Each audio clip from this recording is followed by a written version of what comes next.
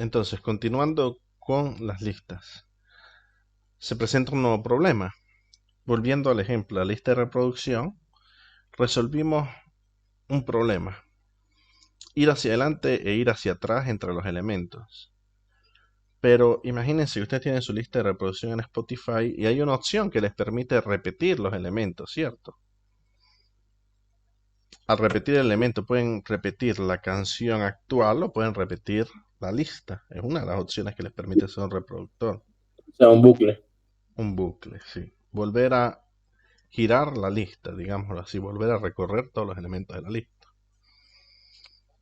La presentación anterior, en cualquiera de las dos, ¿ok? Eso eran solo listas enlazadas, les permitía moverse hacia adelante hasta el último elemento o hacia adelante y hacia atrás, llegando hasta el último elemento. Pero no podían pasar del último al primero, no podían hacer un bucle, un girar.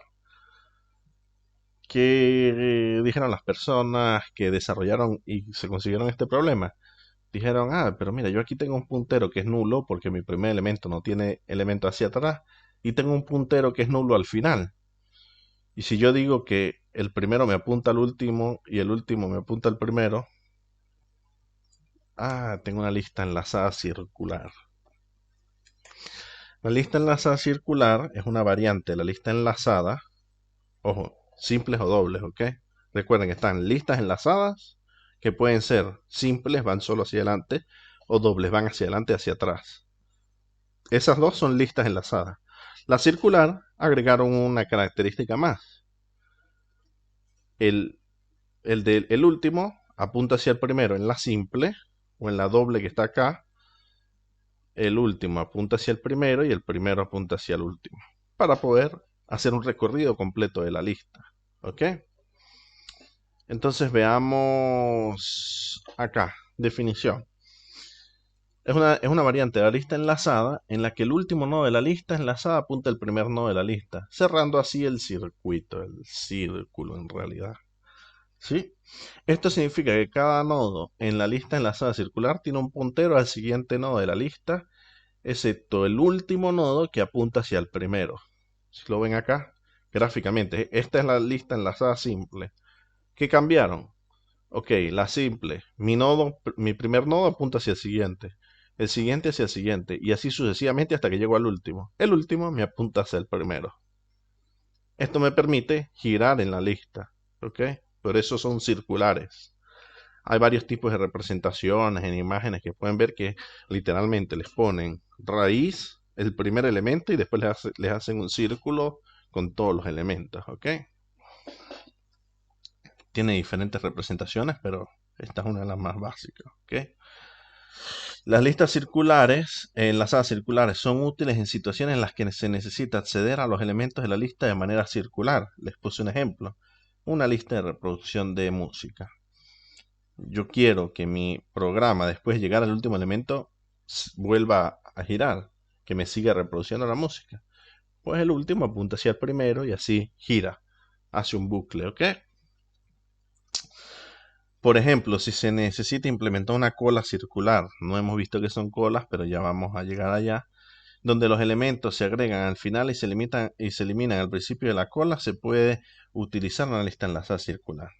Colas y pilas las vamos a ver hacia el final y allí van a entender esto, porque los desplazamos, ¿ok?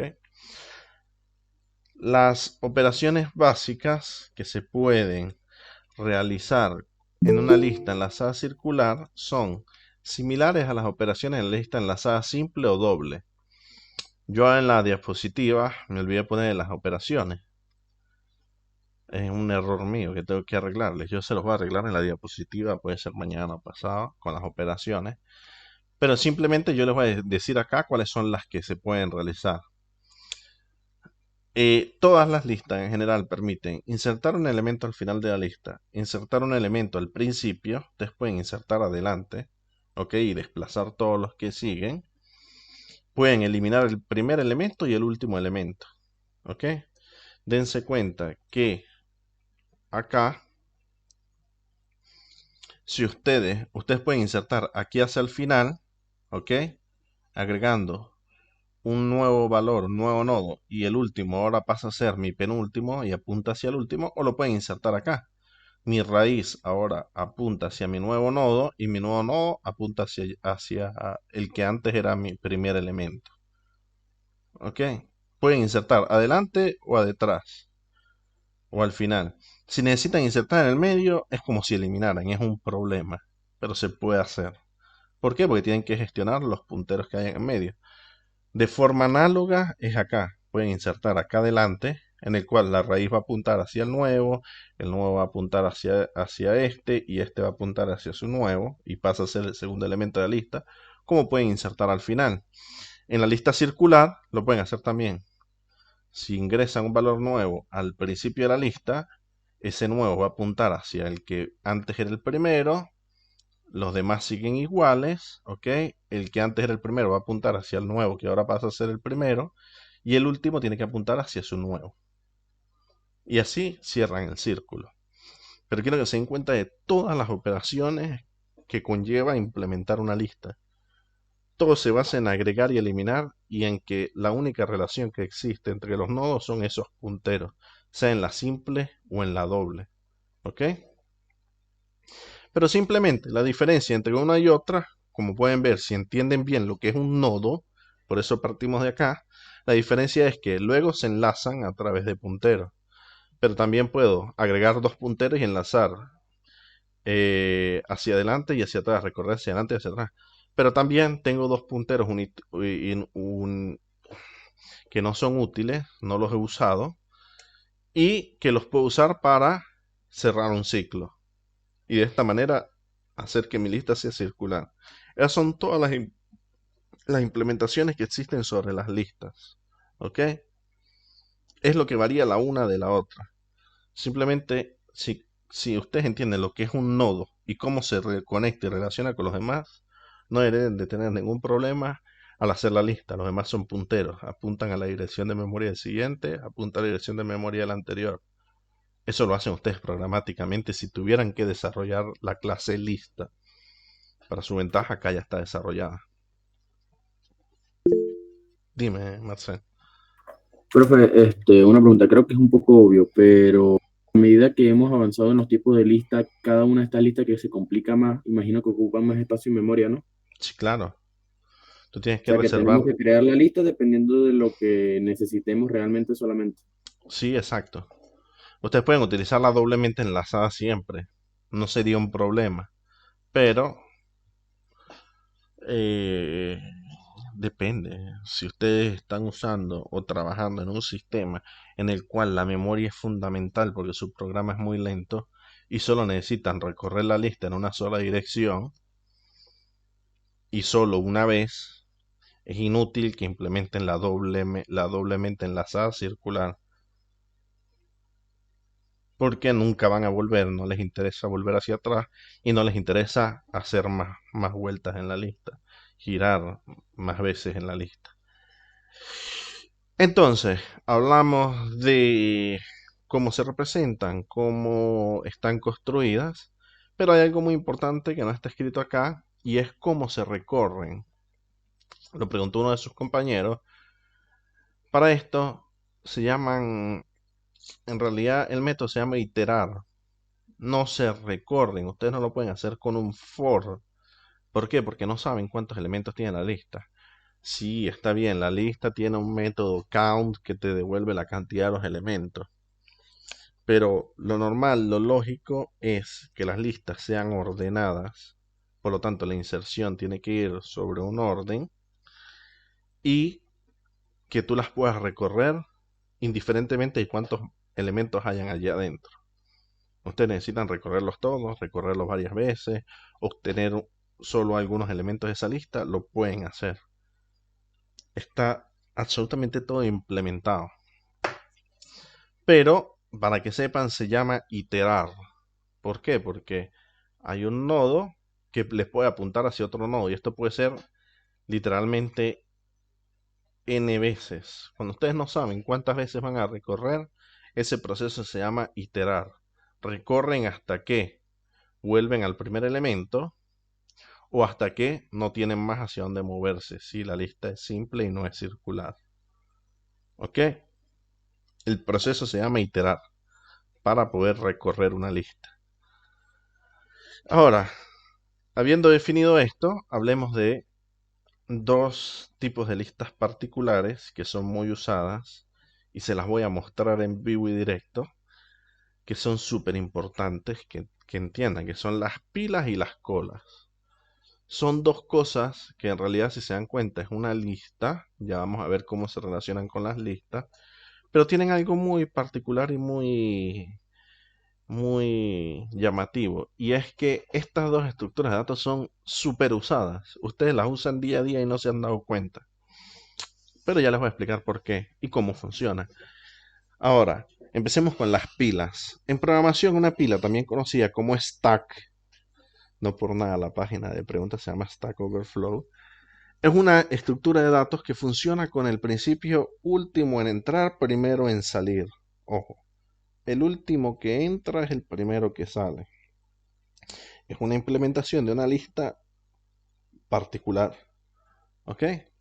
LIFO por sus siglas en inglés. Last in, first out. Que es lo mismo que está ahí. El último que entra es el primero que sale. Esto significa que el último elemento que se agrega a la pila es el primero que se elimina de ella. Las pilas se utilizan comúnmente en programación para mantener un seguimiento temporal de la información. Cuando se agrega un elemento a la pila, se coloca en la parte superior de la misma. ¿Ok? Acá se apilan, por eso se llama pila. Ustedes van insertando y va creciendo hacia arriba. ¿Ok? Y cuando se elimina un elemento de la pila, se elimina el elemento de la parte superior. Las operaciones básicas que se pueden realizar en una pila son push, que es meter dentro de la pila. Si se dan cuenta, esto es una lista enlazada simple, solo que se inserta en la primera posición y se elimina de la primera posición. Push, agrega un elemento en la parte superior. Pop, elimina el elemento de la parte superior. Es este apilar y desapilar. Pick, obtiene el valor del elemento en la parte superior de la pila sin eliminarlo. Ojo, importantísimo. La diferencia entre pop y pick. Este se hace para verificar qué fue lo último que hice, que agregué, y esta se hace para obtener el valor, pero lo elimino. Y tiene un método isEmpty para verificar si la pila está vacía. En realidad todos estos tienen los métodos isEmpty. ¿Por qué? Porque yo puedo declarar la lista y no tener ningún valor. Entonces no tengo nodos. Y si no tengo nodos en una lista, si yo creo una lista, le doy memoria, pero no tengo nodos, yo no puedo llamar al método next. Me va a dar error. No puedo llamar al método first que me devuelve el primer elemento porque no hay elementos adentro. ¿Ok?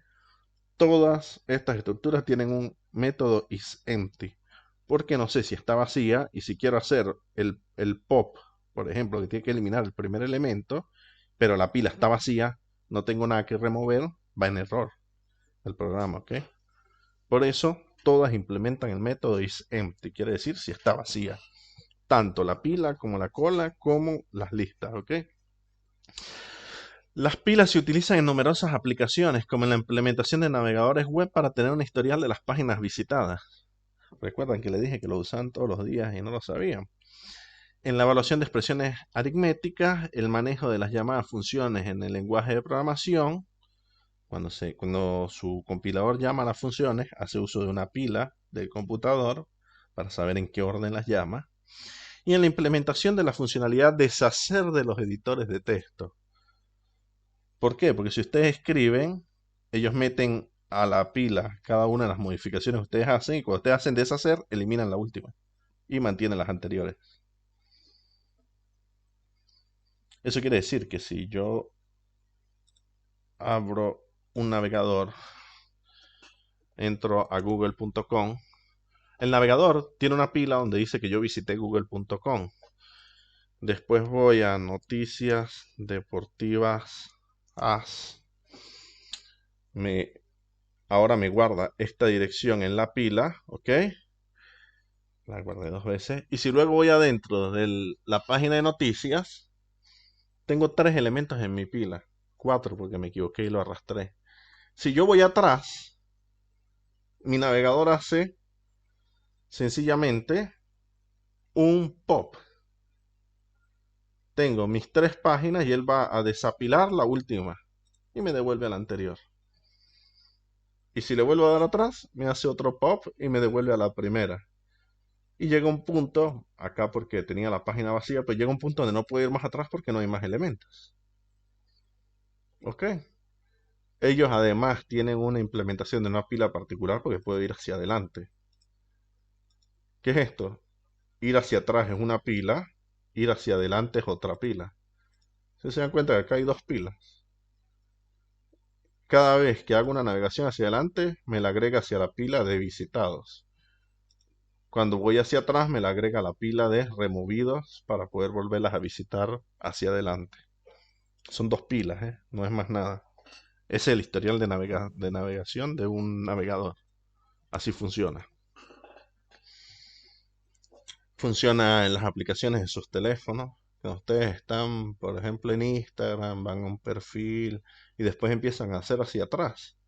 Es una pila. Está pasando a través de las pantallas en las cuales ustedes entraron. ¿Queda claro? Sí, profe. Creo que es un concepto Sí. bastante simple viendo la aplicación. ¿Para qué sirve?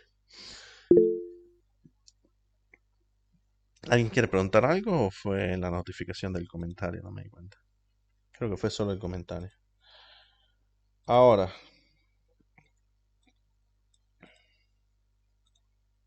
no, las colas. Ok, denme solo un momento que se me Ok, no. Se me desordenó algo acá un momento. Así. Perfecto, ahora las colas. En programación, una cola, también conocida como queue, Q, en realidad, pronunciada en inglés, es eso, cola en inglés, ¿ok?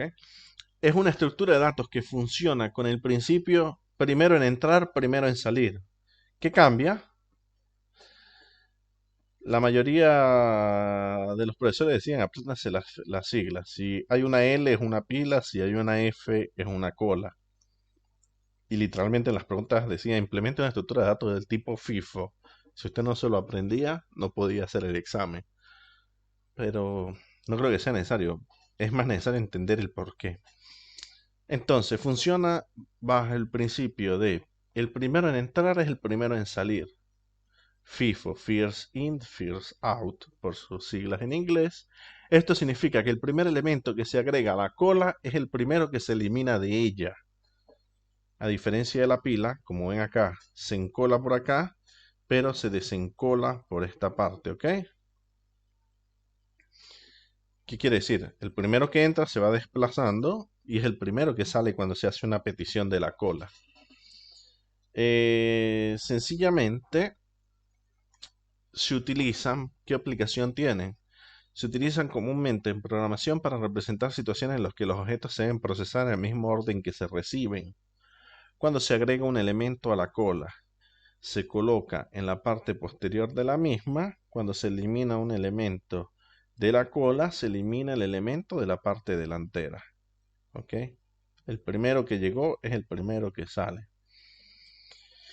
Las operaciones básicas que se pueden realizar con una cola son en queue, agregar un elemento en la parte posterior de la cola, dequeue, eliminar el elemento de la parte delantera de la cola, pick, que es obtener el valor del último elemento, muy similar al de la pila, ¿ok? El cual es el próximo que voy a procesar, pero no lo elimina de la cola, y el isEmpty.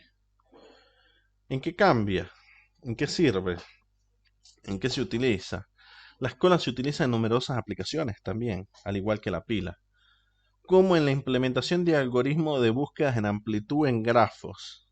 Eso lo van a ver y se lo van a aprender de memoria en AIDA. No es una aplicación que les puedo mostrar velozmente, pero también se maneja en el manejo de solicitudes de un sistema de servicio al cliente. Si ustedes tuvieran una empresa que hace servicio al cliente o si alguna vez han llamado a la asistencia de una operación de una empresa en el cual le dice su posición en la cola es el número 4, ellos atienden por el mismo orden en el que reciben las llamadas. Porque la prioridad es esa, el primero que llama es el primero que tengo que atender. Pero si todos mis operadores están ocupados, los empiezo a encolar. Pueden usarlo para representar la fila de un banco. Cuando ustedes van al banco, los clientes son recibidos en el orden que llegan. El primero que llega toma número y después detrás de él toman días, pero el primero que atienden es el primero que toma el número. ¿Ok? En el orden de llegada. El primero que entra es el primero que sale de la cola. En la administración de trabajos de una impresora, cuando ustedes mandan a imprimir varios documentos al mismo tiempo, eso los imprime en el orden en el cual los mandan a imprimir. Sobre todo si una computadora está conectada en red. Cuando son varios computadores que pueden mandar a imprimir, si 4 computadores llaman al mismo momento, habrá alguna diferencia, pero la impresora física es una. Puede imprimir solo un documento a la vez. Los demás se acolan. Van a una cola y van a ser procesados en el orden que llegaron. Si yo estoy imprimiendo un trabajo de 1000 páginas y mientras que lo imprime me mandan a imprimir 5 más, el orden correcto es como fueron llegando las peticiones a la impresora. Se usa una cola. Y en el procesamiento de mensajes en un sistema de mensajería. Cuando ustedes envían muchos mensajes y WhatsApp o Instagram está caído, tiene problemas en su servicio, se usa una cola para saber en qué orden tienen que enviar los mensajes. Si ustedes escriben más rápido de la velocidad de su internet, se genera una cola, porque en base a esa cola, cuando lleguen al servidor, en ese orden los tiene que enviar. Si no, si yo me quedo sin internet por un momento, pero estoy escribiendo en el chat y no uso una cola, los mensajes pueden llegar en cualquier orden. Random. Tiene que existir una cola para que los mensajes lleguen en el orden que yo los quise enviar. Listo. Con esto terminamos las estructuras básicas de datos. No sé si tienen alguna duda.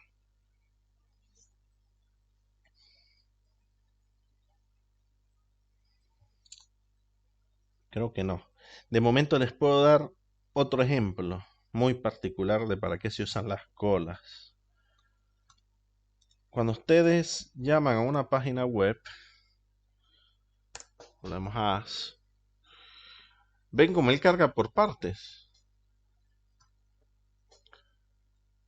No carga todos los elementos al mismo tiempo. ¿Por qué? Porque por diferentes implementaciones de cómo fue hecha la página web, por diferentes sistemas, por diferentes cosas, ¿ok? Esta página recibe las peticiones en diferentes momentos. Por ejemplo, se los puedo mostrar. Déjenme ver si logro ver acá.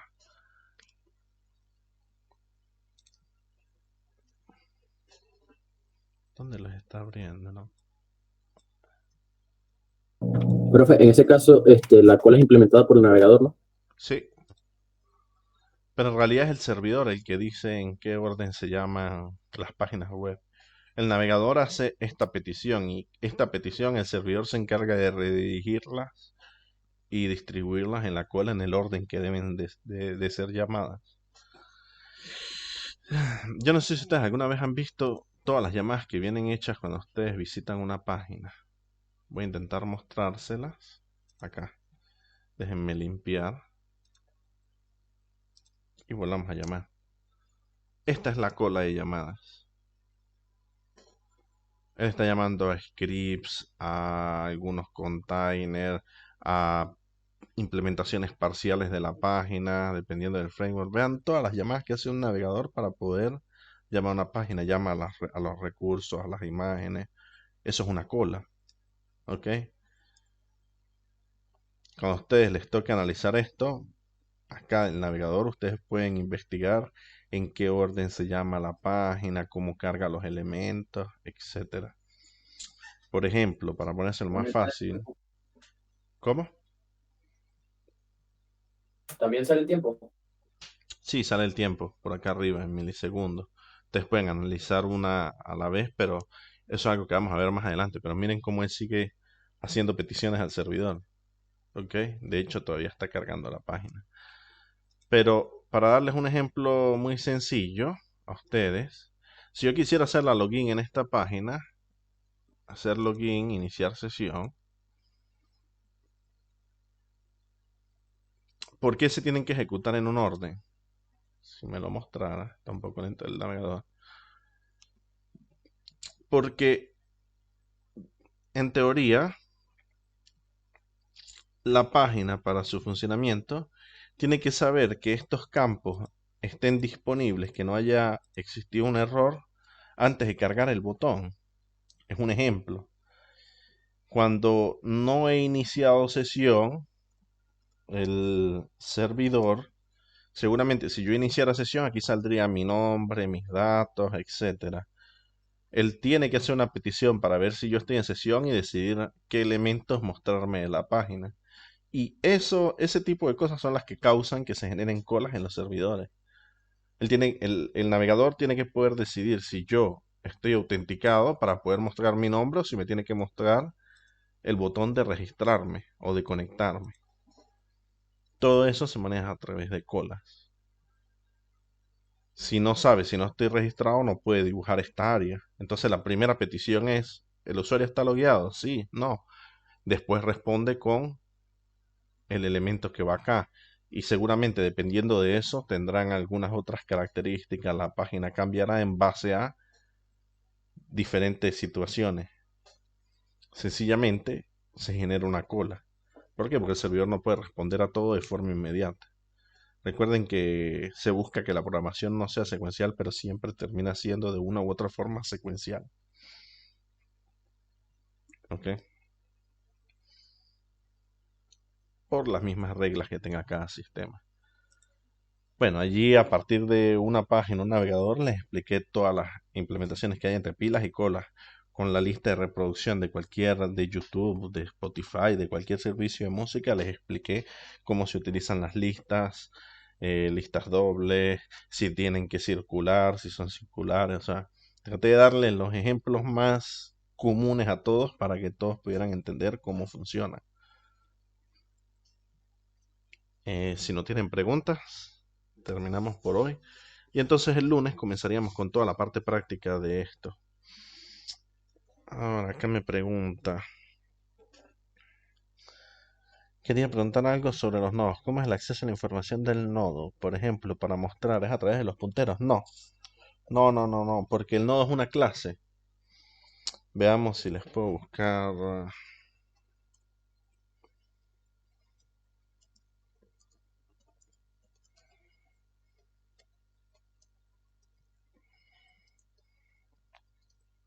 Un ejemplo de cómo se desarrollaría un nodo.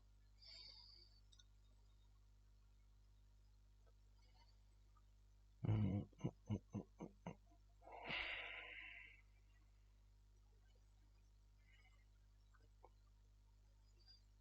Esto es el nodo. ¿Sí? Tiene un puntero, un nodo anterior. Acá no se escriben los asteriscos, pero esto es un puntero. Anterior, siguiente y tiene su propiedad valor. Todas son propiedades de la clase nodo. ¿Y qué es la lista? La lista es esto. Lista doblemente enlazada. Esta es la clase lista, mírenla acá. Mi primer nodo, mi último nodo. Y el primer nodo tiene el puntero hacia el siguiente y el siguiente al siguiente. Si ven que nada más necesitan definir dos, esto lo hacen para ahorrar espacio. Si no, tendría que representar todos mis nodos. Agregar nodo, ¿qué hace? Lo va a agregar, si el primero no es null, no lo pone en el primero. Si no, lo hacen de esta forma. De todos modos, estos son implementaciones de una cosa que está ya implementada. La pueden buscar, ejemplos pueden conseguir muchos. A mí me gustaría más enfocarme en que, si ustedes entienden la teoría, cuando vayamos a usar las listas, que ya el sistema los tiene, ustedes van a entender qué quiere decir cuando yo digo next, prep, que son el siguiente, el anterior, first, last, primero, último. Eso es lo que tiene que quedar claro con la teoría que vimos hoy. ¿sí? Pero en realidad, para responder a la pregunta, el valor es parte de la clase nodo. Recuerden que les dije en un principio, el nodo es una clase, es una caja que engloba valor, puntero al siguiente y, si es doble, puntero al anterior. Eso es el nodo. El nodo son esas tres cosas, donde el valor es un tipo de dato cualquiera, es un template, es una clase template. ¿Sí? Bueno, entonces, perfecto. Yo por acá termino el video